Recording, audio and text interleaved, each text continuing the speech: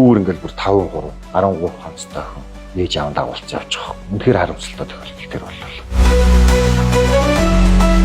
Имийг зөв тунгаар, зөв цагт нь зөв аргаар ашиглах юм бол энэ болно.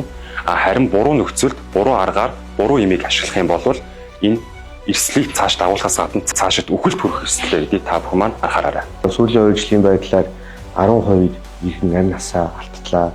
За мөн огшноо олон хүүхдүүд гар хуруугаа тайруулж байна. Уух ёстой имийг найруулад хөлбөндөө тарснаас болоод доошоо тусаан хэмжээний алдагдал үсээ. За тэрийг ингээд цагдаагийн байгууллагатай хамтаад цааш шалгаад байсан чинь гэр бүлийн хүртэл аав нь хүртэл тэрийг бас хэрэгэлдэг байсан тохиолдол хүртэл гарсан. Энгийн эмийн жоор олгодог юмнуудыг уруулан ажилд маань сурах тохиолдлууд бас планилуудад бас нэмэгдэж байгаа тохиолдлууд байгаад. Нөгөө сэтгэц нөлөөт имийг хэрэгснээс үүдээд хуруугаараа тайруулдаг, хөлөө тайруулдаг ч юм уу тийм нэг мөчөө тайруулснаар ингээд насан туршдаа дахир дутуу болох тийм ээ хөдөлмөрийн чадвараа алдах эрсдэл маш ихтэй байгаа. Тэгээд энэ бол маш харамсалтай. Эцэг их хасран амрагч та бүхэн маань энэ тал дээр хамтран ажиллаж эмийн зохистой хэрэглээг төлөвшүүлье.